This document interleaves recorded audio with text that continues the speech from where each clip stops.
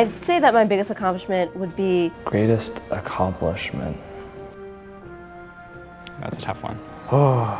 I think my accomplishment is more emotional than it is academic. And it might not seem significant to a lot of people. Not an accomplishment, but kind of like a challenge. Learning how to talk to people. Being able to communicate with my peers more. I should really articulate that. Learning how to talk to people. I do have hearing loss, and because of that, a lot of people tend to make assumptions about my abilities. I've been through more than most people have been in 80 years. I'll come right out and say I have Asperger's syndrome. I was diagnosed when I was 5. I've been in a wheelchair since I was about 2 years old. I don't really talk about it much, but it's something that just kind of follows me wherever I go. It just is me. I'm just really proud of the fact that I've been able to keep the bar high for myself. I never gave up, no matter how hard my life got. I learned that I shouldn't give up. Being able to overcome everything that I've been through. And I haven't let other people's perceptions of me affect anything I do. I kept pushing myself farther and farther, no matter how hard it got. I think my greatest accomplishment has definitely been my artwork. Getting a higher score on the SAT the second time around. Completing my scientific research projects. Being valedictorian, like for my 4 years. Having people think that you're a good person. I've been told over and over again,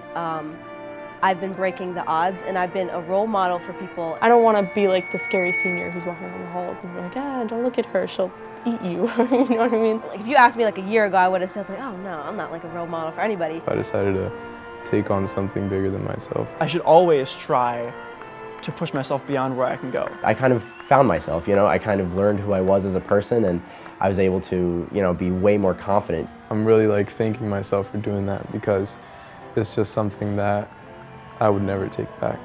It's something that changed something so deep inside of me that I didn't see until now. I feel like the biggest lesson that I've learned over the past 4 years. This is interesting, because this is a lesson that I learned a few days ago, actually. Definitely be yourself. Everything ultimately comes down to people. In a sense, always be you. You can never have too many pens. My mom, she likes to say the saying from my grandfather. If you want something, go for it. Don't give excuses, not how you can't do it or why you can't do it. You don't go to school to learn how to be an idiot. When you lose a pen, you gotta be able to bail the guy out next to you who's like, can I have a pen? Do what you want to do. Be open to new experiences. Being humble is my biggest lesson. You can't really judge people just off of their appearance. It's okay to fail, and it's okay to make mistakes, because that's why we grow as humans. Don't let fear control you. Learning isn't necessarily measured by physical achievements or awards. Try everything you can. And you really have to get to know a person, and then you learn so much about them. It's important to get to know people for who they are and get to know situations for what they are. Because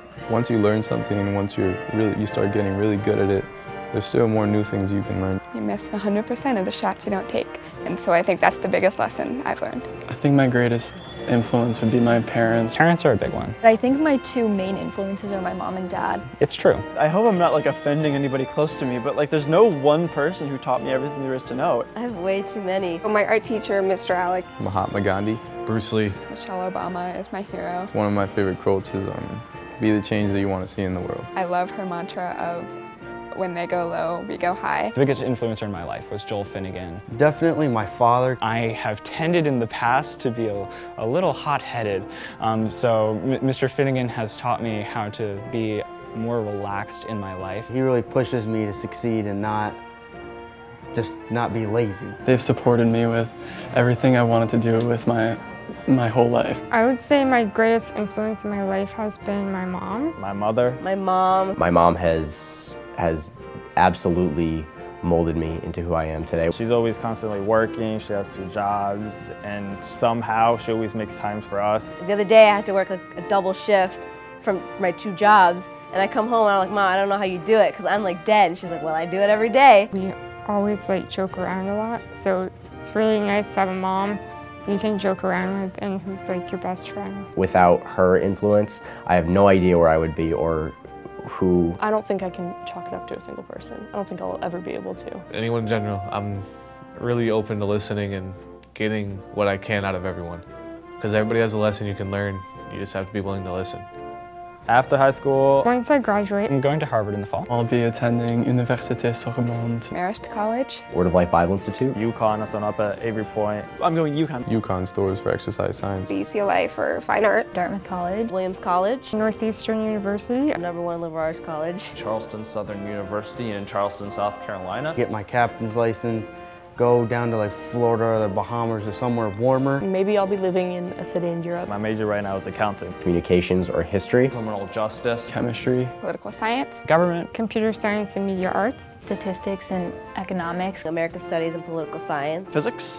Oh, and music. Although I'm not sure, I might end up being a physics major. Who knows? For 18 years, I have been given resources and I've taken them wholeheartedly, but I feel that it's my time to give back a portion of my life to help serve my country. And just be able to help as many people as I can. Ultimately, I really want to be happy. I want to be learning all the time. I see myself doing something that I'm passionate about. And I don't know what it'll be, but I think I'm gonna enjoy it wherever I end up. If I could change the world, I would start by... If I could change something about the world. The first thing I would tackle if I could change the world is I would change the way that we perceive race and equality in a whole. Because that's where the biggest issues in society comes from. If I could do anything, I would try to return us to a state of the world where we can all agree on the same set of facts. Try to get everybody to like come together as one and really succeed on something instead of everybody just fighting and arguing. I think that nowadays, especially kids my age, are not passionate about things that really truly matter. Before we can talk about climate change, before we can talk about immigration, before we can talk about any other political issue. By default, we immediately judge what we see on the outside before we can even look at the inside. And that's where a lot of problems stem. Before we can do anything else on any other issue, we need to agree on what the facts are. That's what I would change in the world, having people aware. And if anything, if you want to go broader, like just be aware of what's happening. Because like, you know, people need to be conscious and from there you make your own decisions. I feel the point is more to be the difference. And when you are the difference, change will come. Really just doing things to help people more than anything else, because I don't see the point of living a life for money. If there was a way I could just take the sadness of the world in 10 years, I would take it. Because no matter how sad I am, if I can help the other people around me, that's where I get my gratification and I get like that just true happiness. It's helping everybody else. No matter what it takes out of me, I would do anything for anyone. If I could change the world, I'd make it so that other people could change the world. I would like to die knowing that I've helped people in some way. We're never gonna stop having problems, but if we can learn to think about the situation, think about what possible solutions could be and how other people are gonna react to what we do with it, then we could solve anything, really.